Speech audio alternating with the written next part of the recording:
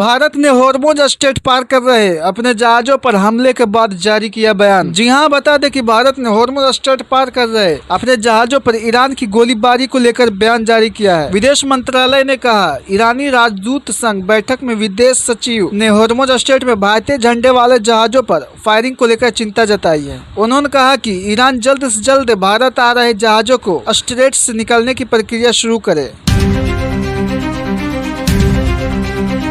मैं भारत की सभी महिलाओं से माफी मांगता हूं। महिला आरक्षण से जुड़ा बिल गिरने के बाद पीएम मोदी। जी हां, लोकसभा में महिला आरक्षण से जुड़ा बिल गिरने के बाद देश को संबोधित करते हुए प्रधानमंत्री नरेंद्र मोदी ने कहा, मैं भारत की सभी महिलाओं से माफी मांगता हूं। उन्होंने कहा, देश का हर नागरिक देख रहा है कि महिलाओं की प्रगति कैसे थम गई। हमारी पूरी कोशिशों के बावजूद हम सफल नहीं हो पाए।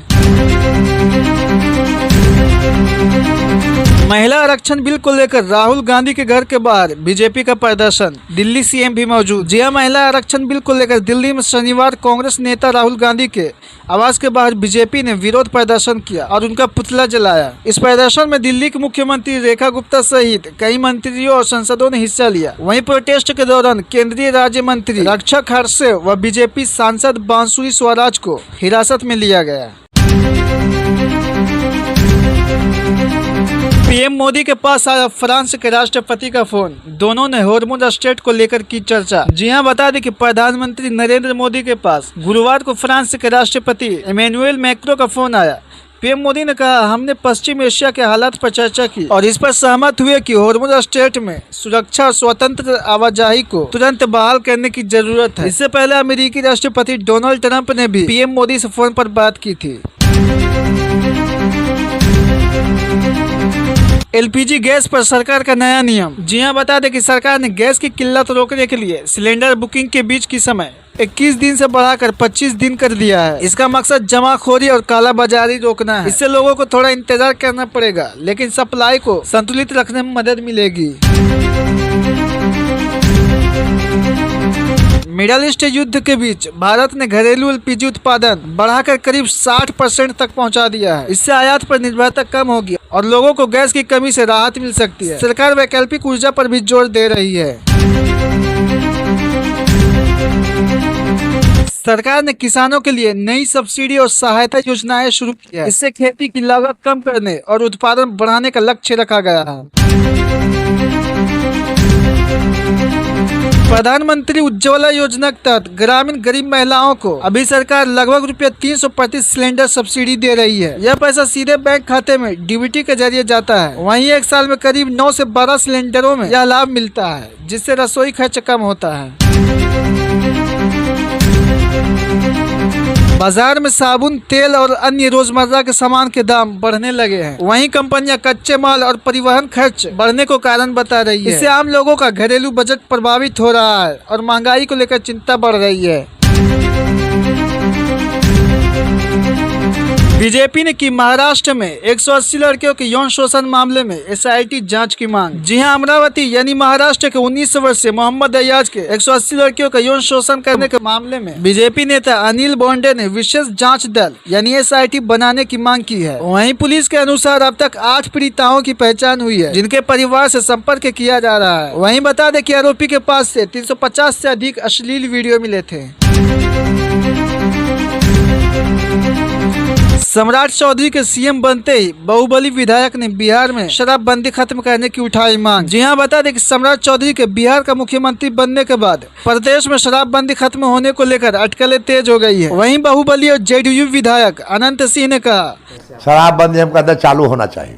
ये बंद होने से दारू कुल पिए रहा है, नुक के पिए, छुप के पिए, इतने कि रोड पर नहीं चढ़ता है। तो सरकार दारू चालू कर दे, ये भी चालू कर दे, रोड पर पिए पकड़ाएंगे तो जाएंगे भीतर। गलत निशा कुल कर रहा है, कुल बर्बाद हो जाएगा। शराब पर प्रतिबंध हटाया जाना चाहिए। सूखा नशा से सब खराब हो गया है। वहीं इससे पहले सम्राट ने दावा किया था कि शराब पर प्रतिबंध से ₹28,000 से 30,000 प्रतिवर्ष करोड़ का नुकसान हो रहा है।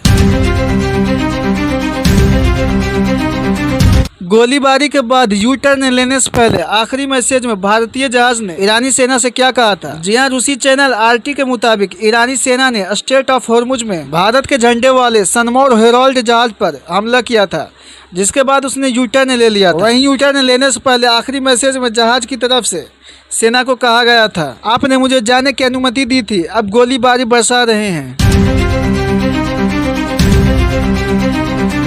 58 वीडियो में महिलाओं संग अश्लीलता कहते दिखे भोंदू बाबा के करीबी की कार क्रैश में हुई मौत। जी हाँ, बता दें कि 58 अश्लील वीडियो सामने आने के बाद कई महिलाओं के यौन शोषण मामले में गिरफ्तार नासिक के अशोक खरात उर्फ भोंदू बाबा के मामले में अहम गवाह माने जा रहे हैं। उसके करीबी, जिसकी उम्र 55 वर्ष थी, की कार क्रैश में मौत हो गई। पुलिस के मुताबिक शुक्रवार को एक ट्रक ने उसकी कार को टक्कर मारी थी।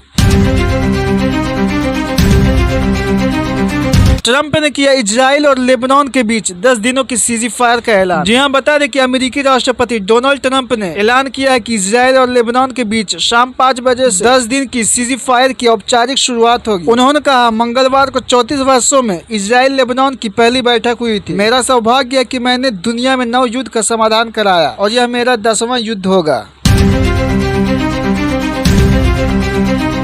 सोना हुआ सस्ता, चांदी की कीमत में ₹1700 का आया उछाल। जी हां, बता दें कि ऑल इंडिया सर्राफा एसोसिएशन के अनुसार चांदी की कीमत गुरुवार को ₹2,58,700 प्रति किलोग्राम हो गई, जबकि पिछले सत्र में यह ₹2,57,000 प्रति किलोग्राम पर बंद हुई थी। वहीं 99.9% शुद्धता वाले सोने की कीमत ₹1,700 या यूं कहें कि लगभग 1% बढ़कर ₹200 गिरकर ₹1,57,800 प्रति 10 ग्राम हो गई है। बता दें कि इससे पहले बुधवार को सोने की कीमत ₹1,58,000 प्रति 10 ग्राम पर बंद हुई थी।